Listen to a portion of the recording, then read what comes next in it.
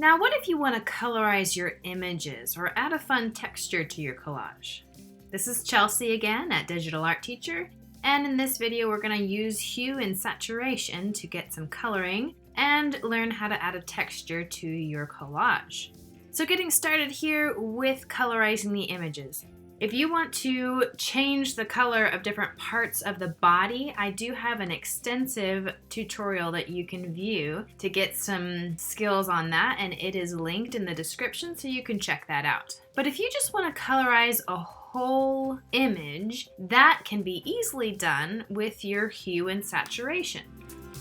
So if you go to the layer that you want to change, always remember to check your layers.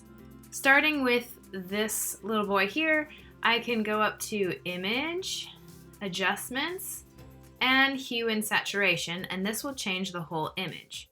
Now if I want to brighten my image, I can go to Curves, and I can just add a little to the top and make either a C curve like this, or if I feel like it needs a little contrast, I can make an S curve like this.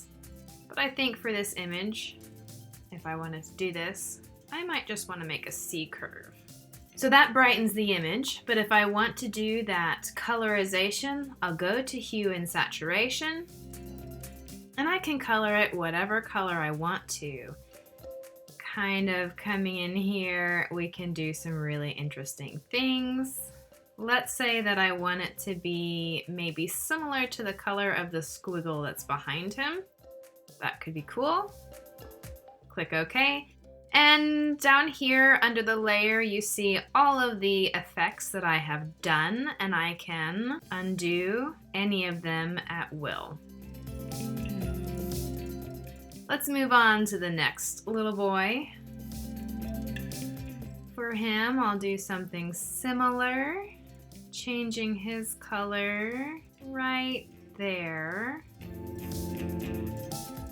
He's just a little bit more purple than the first boy. Moving to the third boy. He's going to be even more purple. Look how nicely that merges with that background squiggle. And then to the little girl.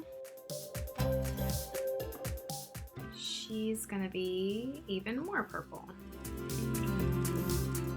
And that's an easy way to just do some fun coloring techniques with your subjects.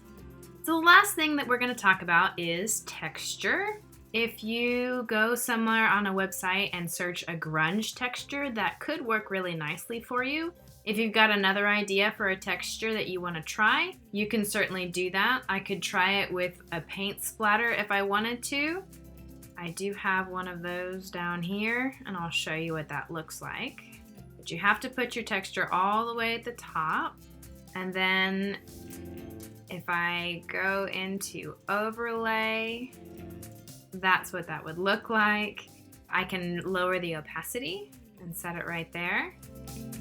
Another option that you might want to use is multiply, which will make it less bright. And then if I just wanted it to be in front of the background or say some of the elements, I could move that back down as far as I wanted it to be. And the last thing you might want to do is to do Command T or Control T. And I'm just going to spread this out so that it goes on the edges of the canvas. So that concludes this series on making a digital collage. You go ahead and try yours and see what you can come up with. And if you had some ideas for mine, I'd be interested to see what you think ought to have happened with my digital collage. Do you have any suggestions? I would love to hear them. Leave a comment for me. And if you have a suggestion for a new project, you can jot that in there too.